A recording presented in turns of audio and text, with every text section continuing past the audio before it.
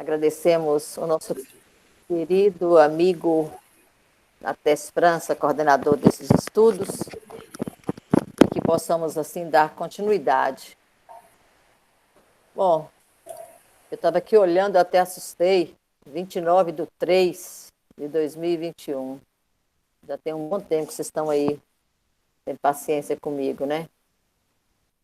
E nós estamos falando sobre as enfermidades e as desarmonias do espírito, ou espirituais, porque esse aprendizado que estamos fazendo, estamos sendo bastante minuciosos, detalhistas nas informações, porque uma vez que todo esse acervo, essas informações, agasalhar de verdade em nossos corações, em nossas mentes, com certeza vai fazer uma grande diferença. As nossas atitudes, as nossas posturas, em especial, orai e vigiai dos nossos pensamentos, para que amanhã, em nova reencarnação, os nossos filtros do nosso corpo perispiritual, os nossos corpos sutis, tenham oportunidade de fazer essa limpeza, de fazer essa desmaterialização de energias pesadas, para que o sofrimento espiritual, em especial da carne, possa ser menor em relação a hoje. Então, nós vamos dar continuidade, que estamos falando muito de aura, porque é na aura que mora a saúde, é na aura que apresenta a doença. Então, nós falamos da classificação das auras, compreendemos que em cada corpo existe um halo luminoso, que chamamos de aura, e a aura ela é sensível à totalidade do nosso ambiente, tanto interno quanto externo. Os fatores mentais, os fatores físicos, espirituais, interagem constantemente para atuar sobre a aura.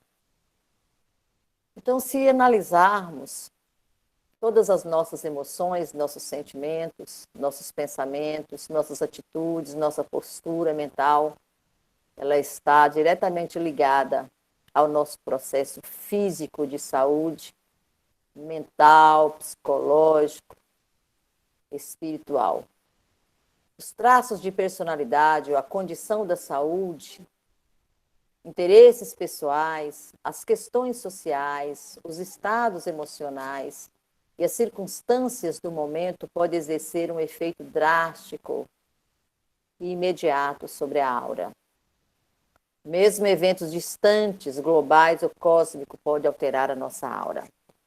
Nós paramos aqui a semana passada para a gente poder analisar essas palavras, que é um texto tão curto, mas ao mesmo tempo de uma informação tão vasta, porque nós vivemos a todo instante em meio às informações, a acontecimentos, eventos, em meio a mudanças do cosmos, fatos que estão acontecendo não somente dentro de nós, mas também no nosso externo, e que com certeza atinge diretamente a nossa integridade íntima, espiritual, atinge a nossa mente, que é onde mora o nosso processo vital de equilíbrio.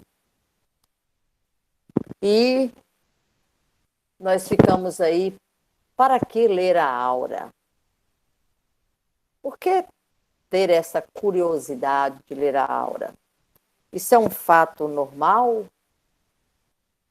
E qual é o interesse disso? Então, como estamos falando de saúde, de doença, de enfermidades, é necessário que nos conscientizemos a respeito do processo da leitura da aura. O primeiro ponto é que ela envolve uma situação muito ética. E ela não deve ser considerada um poder. É o primeiro ponto. Segundo, é uma oportunidade de uma segunda visão que temos, Porque quem faz a leitura de uma aura não são os olhos carnais, e sim o nervo óptico do espírito.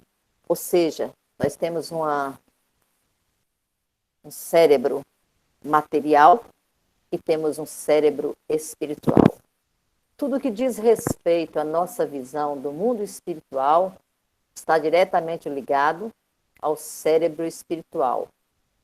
E uma pessoa que tem a capacidade de ver a aura da outra, ela tem, primeiramente, ela tem que ter um respeito muito grande, porque ele é dado a perceber ou fazer um diagnóstico da situação emocional que o irmão vivencia. Então, quando é colocado que não deve ser considerado um poder, precisamos levar isso a um ponto muito importante. Não devemos brincar, devemos elevar a nossa moralidade, saber e entender que estamos vendo porque existe uma necessidade que foi dado àquele a quem tem essa capacidade de auxiliar e nunca de derrubar. Então, a mediunidade, ela é uma dádiva de Deus para com cada um de nós. As nossas mediunidades são muitas, mas ela particulariza a cada indivíduo na sua necessidade de melhorar. Então, eu costumo falar que a pedra no sapato de cada um dói onde merecemos, porque somente através da dor é que somos capazes de adentrar um olhar diferenciado. Então, essa visão desse halo luminoso não deve ser instrumento para dominar, e sim para servir ao próximo. E aí tem uma pergunta: por que e para que ler a aura? Primeiro ponto, para ajudar ao próximo nas suas deficiências e fraquezas. Então, quando nós temos pessoas responsáveis dentro de um templo religioso, independente se seja espírito ou não, e que tem no coração agasalhado a caridade para com Cristo, e que sabe que todas essas percepções, que no momento utiliza-se para ter uma visão mais ampla, olhando o outro além, né, das suas necessidades físicas, ali mora uma grande responsabilidade de auxílio. Então, ajudar o próximo nas suas deficiências e nas suas fraquezas. A leitura da aura não é para descobrir intimidades que estão ocultas. Cabe a quem as ocultas torná-la pública usando o seu livre-arbítrio. Então, é aquele lance de você e o médico.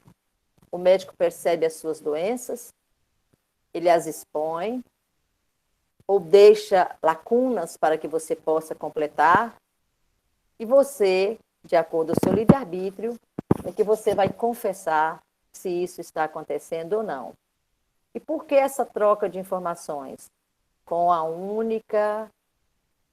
único objetivo: tratamento, cura, libertação, engrandecimento e, acima de tudo, a consciência que essa sabedoria, esse entendimento, auxiliado aos estudos da filosofia, auxiliados dessa moral espírita ou da cartilha de amor, que é o Evangelho, é que vai nos possibilitar, então, adentrar ao caminho da cura, da conscientização, ou deixar, então, levar por caminhos tortos, por caminhos de trilhas de uma forma negativa.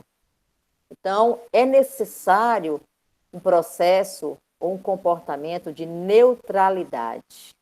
Ser neutro, não expor, não fazer alarde, não fazer comentário.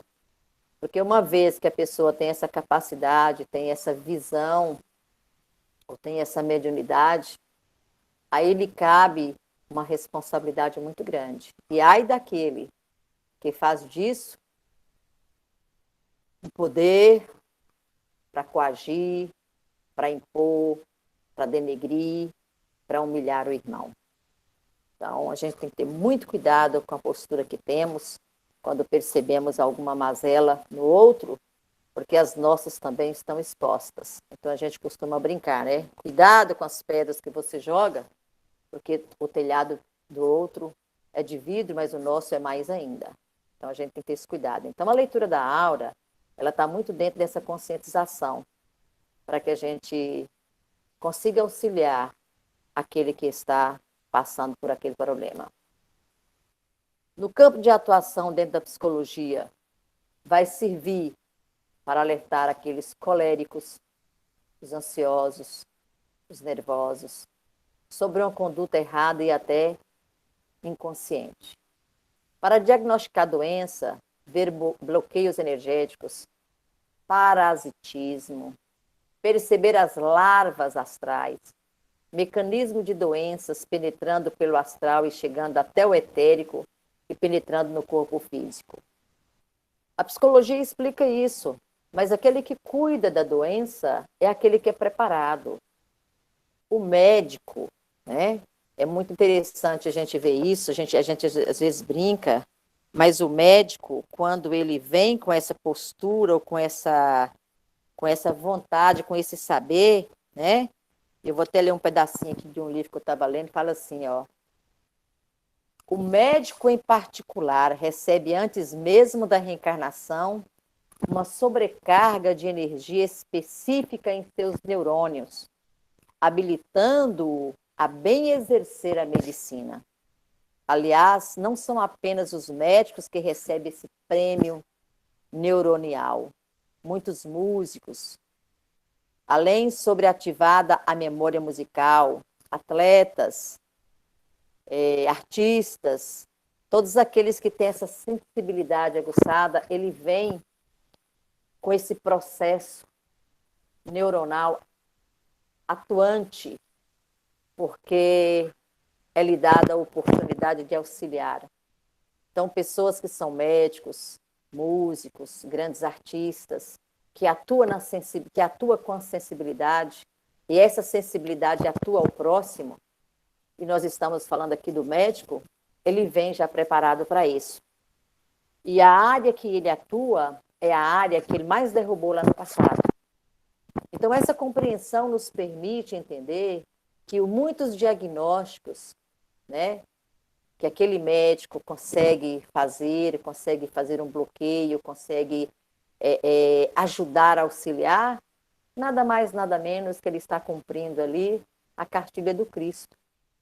É o evangelho sendo colocado em prática. Então, é preciso salientar que o corpo etérico é uma cópia fiel do corpo físico. Para um coração físico, possui um coração etérico. Nos outros corpos está a cópia. Esta cópia não é colocada em termos de cópia como entendemos. Existe, na realidade, um aglomerado energético ligados aos aos órgãos etéricos. Esses aglomerados são embriões dos órgãos etéricos e físicos. Quando o corpo físico deixa de existir, o corpo astral recria automaticamente um corpo análogo, idêntico, por uma questão de necessidade. Essa reação é uma cadeia e feita imediatamente após a morte. Então, o que ele está querendo nos falar aqui? Que nós temos que entender o corpo físico na sua essência e o corpo espiritual. Então, da mesma forma que nós temos células trabalhadas, aglomeradas, construídas no material, nós também temos essas mesmas células construídas no espiritual. E esse aglomerado energético, né, onde está ligado a todos os corpos sutis, onde utiliza de todos esses filtros, é que possibilita, então, a saúde, ou então perceber a doença. E quando nós desencarnamos e que perdemos o corpo físico, e em parte perdemos um pouco da energia etérica, né, que ela vai se diluindo com a necessidade, com a condição, com a evolução de cada espírito, mas fica em nós ainda esses aglomerados energéticos, que é o corpo da apresentação no mundo espiritual, que é o perispírito. Então, não são os olhos físicos que percebem a aura, mas o nervo óptico. E as glândulas responsáveis são a pineal e a pituitária, que eu até coloquei aqui, né? Para a gente relembrar aquele estudo, quando nós iniciamos falando de Sérgio Luiz, de tantos outros pesquisadores, e nós sabemos que até hoje ainda, essa glândula pineal, que também é chamada a sede da alma, ela é estudada, estão sendo feitos experimentos para compreender essa grande glândula, e nós sabemos que ela é de uma grande importância dentro da mediunidade. Então, esse campo de atuação, segundo a psicologia, a parapsicologia, a compreensão de quem somos, dentro de um tratamento mais psicológico, mais psiquiátrico, no entendimento das nossas mazelas, das nossas doenças, mental, espiritual, emocional, ela só vai ser compreendida a partir do momento em que tivermos ligado pela boa vontade de querer transformar, pela boa vontade de querer aprender e, acima de tudo, pela boa vontade de querer ajuda para desvendar todos os mistérios que muitas vezes nós escondemos dentro de nós. Então, esse campo de atuação ele é de grande importância. E uma das curiosidades que eu encontrei, um homem superior, observa a aura dele, e o homem inferior. Tem uma diferença muito grande aí. A aura do homem superior tem a parte de cima ampliada, demonstrando o uso das potencialidades nobres e evolutivas do ser.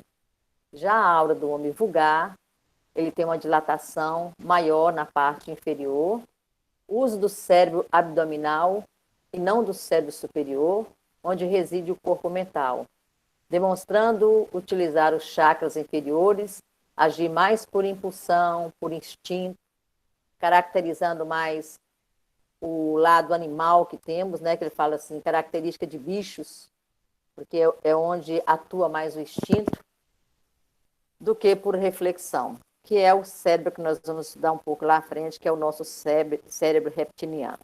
Isso aqui é só uma curiosidade para a gente poder, quem tem a capacidade de ter uma visão da aura, é provável que perceba essa dilatação desse halo luminoso na parte superior e um afunilamento nessa mesma parte do homem inferior. Para concluir sobre a aura, nós vamos falar o seguinte. A aura da saúde pode alterar-se de décadas antes do sinal da doença tornarem-se evidentes no corpo físico. Porém, é na aura que a doença tem início e é onde ela tem que ser curada primeiramente. Nos processos de assédio espiritual, a aura e os chakras, em especial o plexo solar, são os alvos. Então, nos é colocado aqui alguns órgãos, alguns chakras, aura, em que começa os resíduos mental que possa nos trazer doenças futuras. E muitas vezes ela fica acumulada por um bom tempo até ela chegar no último filtro, que é o corpo etérico, para depois vir para o corpo físico. Da mesma forma que agem nos chakras, as terapias energéticas também agem nas auras, restaurando, limpando, fortalecendo e protegendo. Então, a água fluídica, os passes, uma boa leitura, meditação, o reiki, né, que está sendo muito usado hoje, todas essas terapias que são utilizadas atualmente, ela é de grande valia, porque ela ajuda a energizar aqueles campos onde estão uma baixa energética. Então, todas as doenças têm início basicamente na parte mais densa do corpo etérico, na aura da saúde. Por que a gente fala desse corpo etérico na área da saúde? Como temos 7 corpos, e nós sabemos que os 3 últimos corpos são chamados de tríade divina, a partir do 4º corpo, de cima para baixo, a gente vai percebendo que esses corpos, esses filtros, eles vão tendo uma densidade maior, uma matéria mais pesada. E são esses filtros que vão agasalhando todas as doenças, todas as sujeiras, podemos assim também falar, e que ela vai descendo até chegar no último filtro, que é o filtro do duplo etérico, que é o corpo duplo etérico, a aura dupla etérica, que segura, uma vez que não consegue fazer toda essa limpeza, toda essa terapia energética, então ela desce para o corpo denso, que é o corpo físico. Podemos controlar a saúde básica do nosso corpo se cuidarmos dessa esfera energética. A gente pensa assim, nossa, mas é tão fácil. Não é tão fácil não, viu, minha gente? Não existe coisa que mais prejudique e que às vezes é difícil a gente domar, é a questão da mágoa, da chateação, né? Da desesperança, da ingratidão. Esses sentimentos que a gente trabalha dia a dia, e por mais que a gente queira tirar isso de letra, e eu estou estudando, eu estou compreendendo, e quanto mais se estuda e mais se compreende, mais a gente sente a dificuldade, porque quando a gente é ignorante, a gente nem percebe. Mas uma vez que clareia a nossa mente e reporta-se, né, essa dor dentro de nós, a gente sabe compreender e sabe até como fazer a limpeza. O difícil é ter essa vassoura na mão, é ter esse pano, é ter esse rodo e ter esse sabão que faz essa limpeza. Porque a força de vontade, a clareza de pensamento, a condição do espírito, do próprio processo evolutivo, leva em conta todas as nossas mazelas. Então, a dificuldade é muito grande.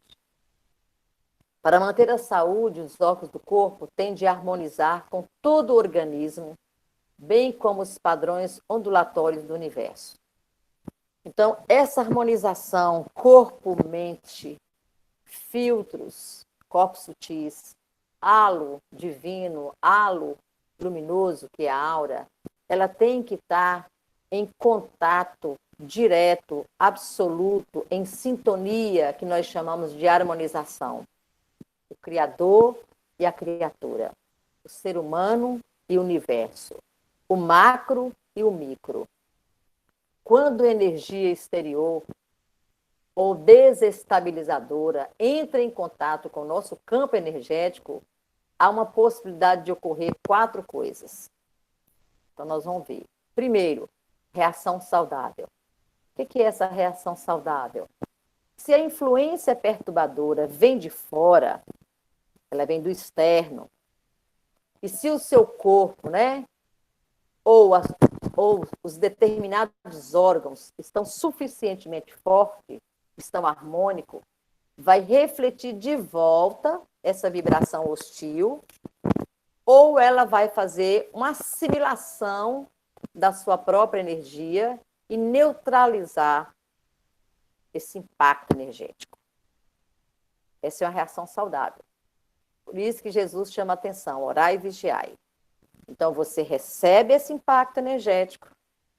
Naquele primeiro momento, né, leva-se um tranco, mas você tem órgãos, você tem uma capacidade, você está com a mente mais apurada, você consegue, então, fazer essa assimilação, fazendo com que essa vibração hostil retome. Igual parede de bola, bate e volta. Ou então, assimila-se a própria energia que temos, que nesse momento está em saúde, e neutraliza aquela energia pesada. É o primeiro ponto. Segundo, limpeza. A vibração desestabilizadora, seja de origem física ou de origem emocional, ela perturba o fluxo energético do corpo, mesmo que temporariamente, pelo menos em uma parte específica do corpo ou em algum órgão, corre a doença. Essa doença é uma atividade purificadora dos processos autônomos de equilíbrio e, com frequência, são doenças que causam uma descarga ou que provoquem uma febre. Aí nós temos a gripe, né? Fica com febre, dores de cabeça. São essas sensações mais suaves, mas que de uma certa forma mexe com o nosso emocional, porque a dor atinge o corpo físico. É um processo em que recebemos, mas que estamos batalhando para fazer essa limpeza. O terceiro, distúrbio crônico, quando a vibração é estranha ou insatisfatória rompe ou bloqueia a corrente energética por períodos mais longos de tempo, indicando que há frequências internas ressonantes que não permite o equilíbrio automático. Isso leva às doenças crônicas, muitas vezes sem sintomas evidentes. Ou seja, essa energia pesada vem até nós estamos quase que numa mesma sintonia, porque depende muito do emocional daquele momento que recebemos. Acontece que ali essa corrente energética, né, ela vai romper esse bloqueio que deveríamos ter, rompe, adentra, agasalha e entra em ressonância. Então, ali vai ter o quê? Um equilíbrio dessa energia com a nossa energia. Então, essa doença ela pode iniciar nesse momento. E ela pode tornar crônica de acordo com a nossa conduta mental. A gente tem que ter muito cuidado com isso. E que não é fácil. O quarto processo é chamado de degeneração. Quando o processo acima continua, que já é a consequência do terceiro, que é o distúrbio crônico, e não há saída nem descarga. E as emoções e as crenças continuam conservando sua frequência, estão lembrados? Sintonia, frequência, né? Vibrações. Outras partes do corpo também passam a ser afetadas. O resultado é uma doença degenerativa, que desarmoniza cada vez mais parte do corpo, chegando às vezes a desenvolver rapidamente um câncer, uma AIDS, outras doenças que vêm fazer toda uma manipulação do nosso campo energético, nos trazendo doenças tristes, de muita dor, de muita desesperança e de muito desequilíbrio. Então, achei muito interessante colocar isso aqui para a gente perceber como que nós agasalhamos as doenças. É através desses processos. Alguém tiver alguma colocação, alguma pergunta, está na hora, viu, minha gente? Qual a relação entre aura e consciência? A percepção consciente constitui a essência da nossa existência como fonte permanente de energia. Então, a nossa percepção consciente, ela constitui a essência da nossa existência. Ela é a fonte permanente de energia. A consciência individual é energia cósmica, especialmente projetada para assegurar tanto a nossa individualidade como a nossa imortalidade. Nós somos imortais. O corpo morre, o espírito não. Então, essa consciência individual, ela é da energia cósmica. Então, a gente tem que ter esse cuidado, esse trato refinado com essa energia cósmica. A nossa existência como entidade consciente é sustentada por um sistema de energia que compreende a aura e seu núcleo. Olha só, a nossa existência como entidade consciente é sustentada por um sistema de energia que está entre a aura e o núcleo. É a nossa saúde. É bastante frequente considerar-se esse núcleo como a eterna centelha da divindade, que nos liga às nossas origens espirituais e dê sentido à permanência à nossa existência consciente. É a centelha divina, é o espírito, né? É o corpo como um todo, é o nosso ser maior. Como o espírito adquire a consciência? Isso aqui vai dar uma... Eu vou dar uma apertadinha, tá, gente? Na nossa mente, para a gente poder aprender um pouquinho mais. Vamos prestar atenção e se tiver alguma dúvida, está na hora da gente tirar. Porque quando a gente vai estudando, a gente vai ampliando a nossa mente e a nossa compreensão, ela tende a crescer, ela tende a absorver melhor as informações. Então, como que o espírito adquire consciência? Primeiro ponto, o espírito adquire conhecimentos novos através de experiências, através de vivências, convivências acumuladas ao longo de sucessivas situações pelas quais passa, tanto no polissistema espiritual como no material.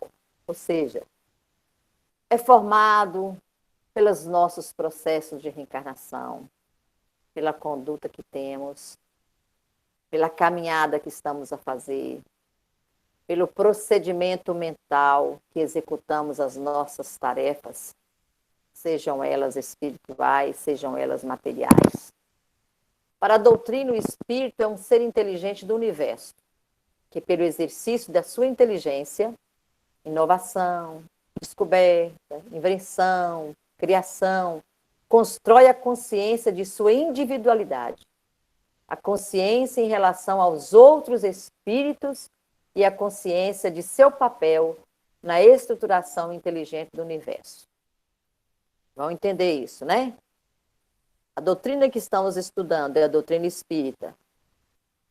Nós temos conhecimento que o espírito é um ser inteligente do universo e que pelo exercício da inteligência que possuímos, nós construímos a consciência de uma individualidade. E essa consciência em relação aos outros espíritos, eu e o outro, e a consciência do papel na estrutura do Criador, a inteligência do universo. Ou seja, é a compreensão da ligação do Criador à criatura, e que nós somos parte desse universo, desse ato de Deus. Aí lá em cima nós falamos tanto no polissistema espiritual, como no polissistema material. Eu vi essas palavras e falei, tem alguma coisa aqui, e eu fui pesquisar. E eu encontrei esse sociólogo israelense, Itamar Eben-Zohar.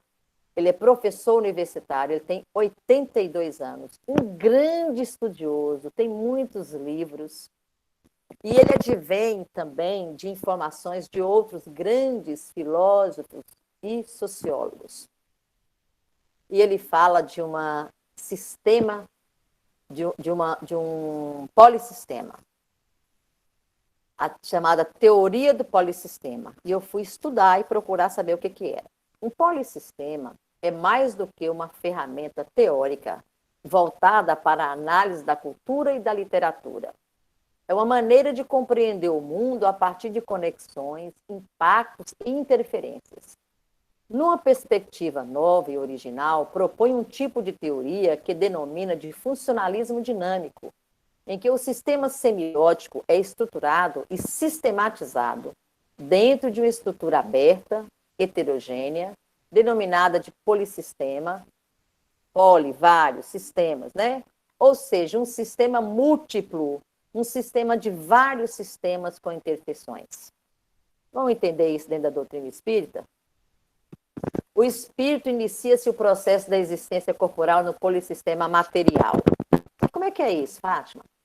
Processo aberto, de uma trajetória pessoal do encarnado, que segue o exercício do seu livre-arbítrio. Estão lembrados do livre-arbítrio? Eu faço aquilo que eu acho que eu devo fazer da minha vida, mas, em compensação, tudo que eu estou a construir, eu sou responsável por isso e pago o preço das consequências da minha atitude. Portanto, não há o que se falar em destino, em caminho previamente traçados. Eu vou dar uma pausa, gente, para a gente relembrar. Nós estamos passando por um processo de estudos. Ontem, há muitos anos atrás, na verdade, dentro da história, como historiadora que sou, falava-se que o homem era predestinado.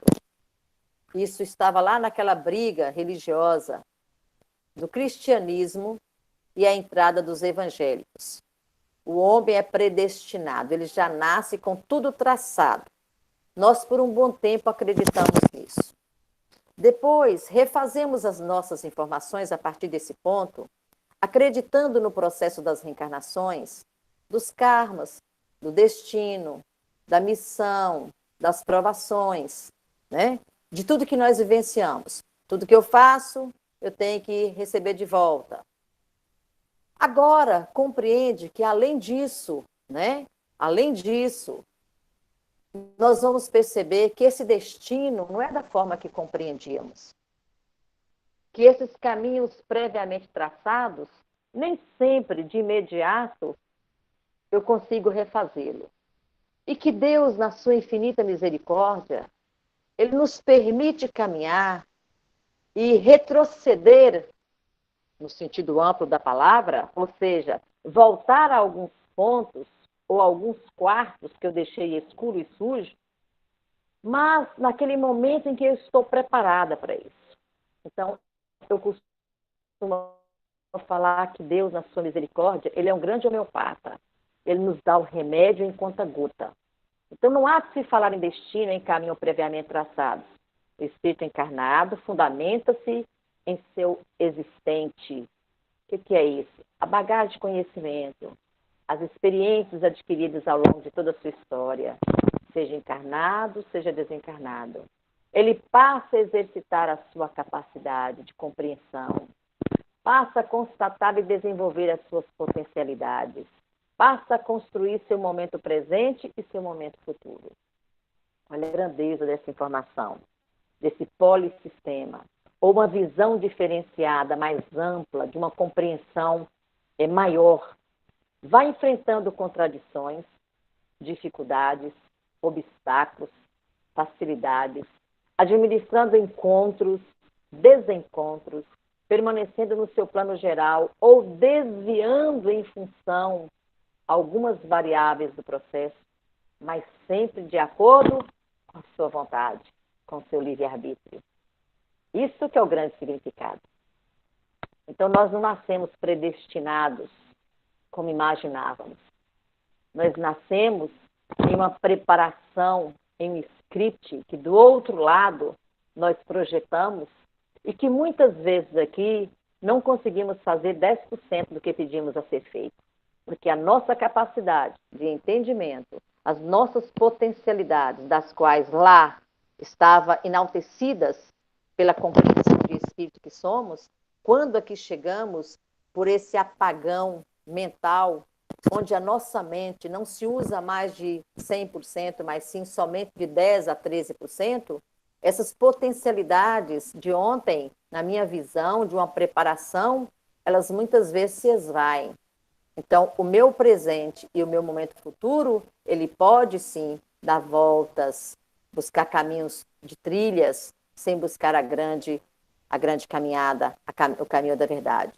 Vai enfrentando contradições, dificuldades, obstáculos, facilidades, administrando encontros, desencontros, permanecendo no seu plano geral ou desviando de função de algumas variáveis do processo, mas sempre de acordo à vontade. Estou repetindo, para a gente lembrar que a nossa vontade é a nossa arma. A força da vontade é que faz as coisas acontecerem. No exercício do livre-arbítrio, o espírito encarnado vai construindo o seu equilíbrio, ou então o desequilíbrio, de acordo com a maneira pela qual enfrenta situações, de acordo enfrenta a vida.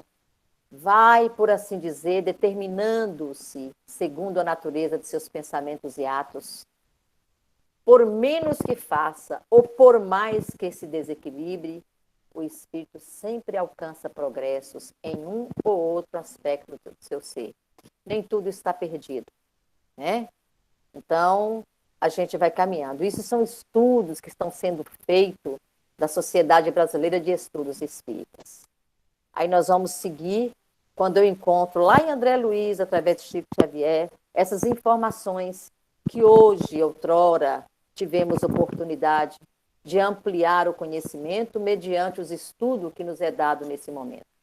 A evolução não está necessariamente vinculada ao tempo de vida material, a nossa evolução, mas a intensidade como que ela é vivida. A quantidade de experiências, o aproveitamento que é feito delas é fundamental para o crescimento do espírito. Não importando se as experiências estão sendo vivenciadas no polissistema material ou espiritual. Então a gente tem que ter muito cuidado, muito estudo, muita compreensão, passo a passo. É de ressaltar que entre uma encarnação e outra, o espírito continua trabalhando, continua aprendendo, continua evoluindo, de modo que ele não reencarna no mesmo estágio que ele desencarnou. A doutrina espírita trabalha atualmente com a hipótese de que o processo reencarnatório envolve os conceitos de missão, provação, expiação e karma. É o que nós conhecemos da doutrina espírita. Mas agora nós temos esse novo conhecimento. É de um todo, né? De eventos, de acontecimentos, de uma situação grandiosa. São históricos maravilhosos que nos permite conhecer a nossa pequenez, mas ao mesmo tempo o micro e o macro na sua grandeza espiritual. O polissistema material e espiritual estão ligados ao nosso passado, impondo limites anteriores e refletindo nessa encarnação. Como assim? Planetário, que orbe? Qual orbe que nós já estivemos? A localização geográfica onde estamos reencarnando? Ou se já reencarnamos em outros, até inferiores a esse atualmente? Tipo de sociedade que já vivenciamos, a cultura, a comunidade, que estão ainda impregnados dentro de nós. Todas as nossas culpas, nossas mazelas que moram em nossa alma, advêm da sociedade que já vivenciamos, dos credos, né? Do clima das zonas terrestres, as influenciações do clima, a temperatura, a umidade, pluviosidade, o fator econômico, os recursos econômicos. Ontem fui extremamente pobre, hoje eu posso estar rica. Isso faz uma diferença muito grande na nossa postura do ontem para hoje. As questões financeiras ou a falta dos bens financeiros, há uma influenciação na nossa caminhada. Na questão biológica, né? As questões genéticas, a propensão, as doenças. Lembra quando a gente falava sobre o processo de depressão, de pessoas que têm depressão, de pessoas que têm síndrome do pânico e que faz todo um levantamento dessa vida atual e não consegue encontrar uma resposta adequada que possa responder a todos esses processos de medo? E foi nos ensinado que muitos dessas doenças fazem morada no passado. Às vezes, pessoas que suicidaram e deixaram o perispírito completamente demolido da sua integridade, da mente, do psicológico, do espiritual. Então, acarreta hoje a dor, essa dor que é uma dor moral, né? Essa tristeza, essa angústia, o choro. Aí fala assim, mas não é possível, fulano está na doutrina, fulano conhece, fulano faz isso, e fulano ainda carrega isso. Gente, estamos agora conseguindo conhecer o que é esse polissistema espiritual e material. São partículas que carregamos nas nossas malas. Então, tudo isso influencia na nossa vivência e no nosso comportamento. Por mais que estamos a caminhar, encontramos essas diferenças, encontramos essas mazelas e encontramos as nossas dores. E para a cura de tudo isso, há uma necessidade grandiosa de caridade. Primeiramente, caridade de nós para conosco, de compreender onde estamos, de acariciar as nossas dores na busca de encontrar o remédio correto para a nossa cura. Não nos tornarmos vítima das nossas dores e não sentir culpado das nossas dores, mas sentir que são situações que atravessamos, mas que, num propósito maior da cartilha do Evangelho do Cristo, nós somos capazes de superar as nossas doenças, as nossas mazelas. No setor biológico, como eu falei, a propensão das doenças, E no setor psíquico, que é de grande importância, o caráter, as nossas preferências, as compulsões, que são as tendências dos vícios, outros fatores, a escolha dos nossos cônjuges, das amizades, das nossas profissões, porque tudo está submetido à lei da atração. Então, Caibá, ele vem nos trazer essa informação com uma clareza para compreender de fato quem somos. Nós somos um universo grandioso e que precisamos compreender detalhadamente, mas acima de tudo com o olhar de Deus, com o olhar do amor, porque ninguém combate uma doença com desamor, com culpa. Ninguém combate uma doença com revolta. A gente combate tudo que está em nós, que ainda é negativo, que ainda traz dores, com amor, com caridade, mas na dosagem correta. Tira a culpa. É um caminho errado que fizemos, mas ainda assim é um caminho de aprendizado. E agora, esse caminho ele tem que ser refeito, mas com cuidado, com delicadeza, com amor, com compreensão, sem julgamento e sem crítica, porque o julgar e ser crítico a nós mesmos, isso emperra um pouco a nossa estrada. E aí, André Luiz nos traz que ao somar conhecimentos novos, o ser modifica a visão que tem de si mesmo, a visão dos outros, a visão de mundo, a visão de Deus, amplia essa consciência e evolui. O conhecimento e o comportamento resultante das situações enfrentadas delimitam um caminho próprio para cada ser inteligente. De acordo com as suas escolhas, ele tem experiências diferentes e, em consequência, conhecimentos diferentes que detêm uma sequência própria que lhe confere a individualidade. Estão lembrados que falávamos de uma mônada? Advém o pensamento, vem o início da individualização do ser humano. Depois, falamos dessa individualidade, mas não adentramos a essa individualidade. Nós somos uma individualidade. E que o planeta, nesse momento, passa por um processo dessa individualidade aliar ao todo. Porque é o cosmo, é o todo.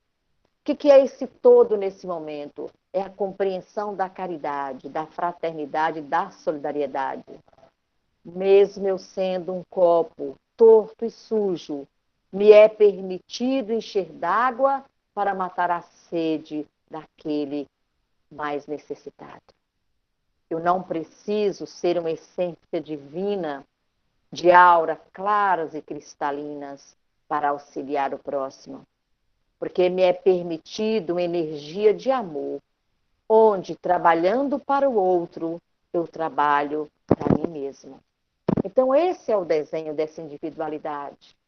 É eu, na minha essência divina, de ser individual, onde o meu crescimento e a minha caminhada, ela é única, ela é ímpar, mas, ao mesmo tempo, envolto a tantos outros que, numa soma, cria esse todo que alavanca a estrada da vontade para auxiliar ao próximo. Essa é a lei de amor de Deus, no amparo de uma caminhada divina.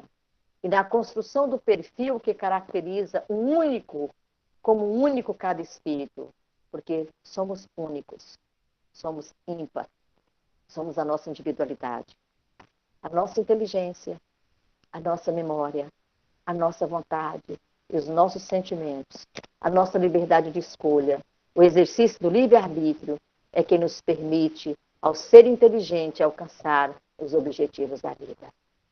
Olha que maravilha esse ensinamento hoje, gente. Está lá em Chico Xavier e André Luiz. E ainda ele fala, a solução e conhecimento capaz de resolver as dificuldades, no entanto, não se encontram prontas. Não existe uma receita de bolo. Elas devem ser construídas, adaptadas às características únicas da situação e pessoas envolvidas. A construção da resposta se faz na própria experiência do espírito ou da experiência acumulada pelo outro, encarnado ou desencarnado, que será adaptada ao edifício de conhecimentos do espírito, de acordo com a sua capacidade de raciocínio, de compreensão, de sentimento, de entendimento, de valores, de posturas, enfim, de N situações, é que nós vamos fazer esse nosso caminhar, para que ele se torne mais leve, para que ele se torne mais agregado às informações que temos da cartilha de amor do Cristo, porque ele é o guia, ele é o consolo, ele é a realidade, ele é a estrada maior, ele é o farol que nós seguimos.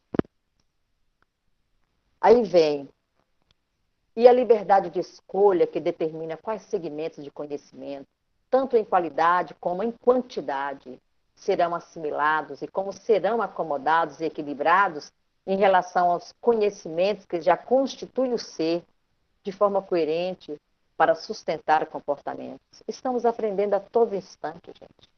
A todos os momentos, a cada segundo, nós estamos aprendendo. Estamos moldando as situações que o espírito enfrenta ao longo da sua trajetória, tanto no polissistema espiritual como no material, como ser espiritual ou como ser encarnado. Podem ser uma consequência direta de suas atitudes anteriores, ou podem ser condicionadas por variáveis além do seu controle. Olha a bondade de Deus. Entretanto, a escolha que o espírito adota diante da situação apresentada é de sua completa responsabilidade. É por isso que nós falamos, a lei de ação e reação, a lei de atração. Tudo que eu faço é da minha responsabilidade. Então, eu estou me construindo e reconstruindo a cada instante. Eu estou na formação da minha individualidade. Quanto mais elevado nos tornarmos, quanto mais nos apresentarmos dentro do conhecimento da cartilha do Cristo, dentro de uma evolução, de uma caminhada de auxílio ao próximo e auxiliando a si mesmo, é que a gente vai encontrando o agasalho, a caridade, né? É como a gente fala, calçar o chinelo da humildade, para que a gente possa, sim, encontrar essas condicionantes, essas variáveis, para que tenhamos controle da nossa vida.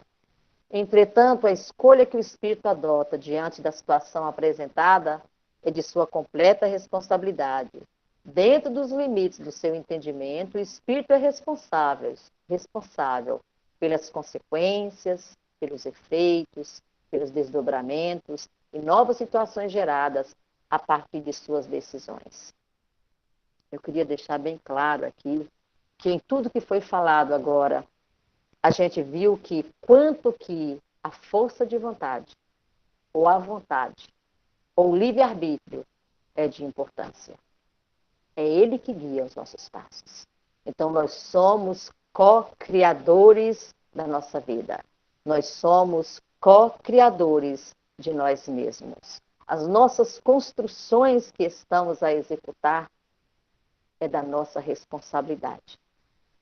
Então, é preciso que, nesse momento, tenhamos a oportunidade de derrubar as paredes das quais isola o nosso orgulho, as nossas mazelas, o nosso ciúme e outros pensamentos, ou atitudes, ou posturas que geram ainda as nossas doenças. É preciso abrir as nossas portas, deixar o clarão da luz entrar. É preciso quebrar as paredes que ainda aprisiona a nós mesmos na nossa individualidade doentia. Então, precisamos sim gerar situações e decisões que nos engrandeça como ser humano que somos. O mapa de regeneração volta conosco ao mundo, consoante as responsabilidades por nós mesmos assumidas no pretérito remoto e próximo. Contudo, o modo pelo qual nos desvencilhamos dos efeitos de nossas próprias obras facilita ou dificulta a nossa marcha redentora na estrada que o mundo nos oferece. Aceitemos os problemas e as inquietações que a terra nos impõe agora, meus irmãos. Atendendo aos nossos próprios desejos, na planificação que ontem organizamos fora do corpo denso, e tenhamos cautela com o modo de nossa movimentação no campo das próprias tarefas, porque conforme as nossas diretrizes de hoje, na preparação do futuro, a vida nos oferecerá amanhã paz e luta, felicidade e aprovação, luz ou treva, bem ou mal. Nós vamos fechar com essa frase de Emmanuel, que eu acho que consegue fazer esse fechamento de tudo que nós aprendemos hoje através do polissistema espiritual e o polissistema material. Quero agradecer a todos, estamos na nossa hora. Que Jesus coloque em nossos corações, acima de tudo, a fé e a certeza que estamos caminhando, ainda que lentamente, mas é passo a passo, na formação de um novo universo, de uma nova individualidade, de uma cocriação diferenciada, que depende somente de cada um de nós. Na união do todo que somos, aprendemos, agasalhamos, temos força, mas acima de tudo, no nosso laço, no nosso desprendimento, da nossa individualidade, sejamos fortes, sejamos participadores dessa lei de amor, mas acima de tudo, agasalhar essas verdades e fazer elas serem executadas só dependem de nós. Que Jesus nos abençoe e que alguém possa fechar com uma oração, encerrando os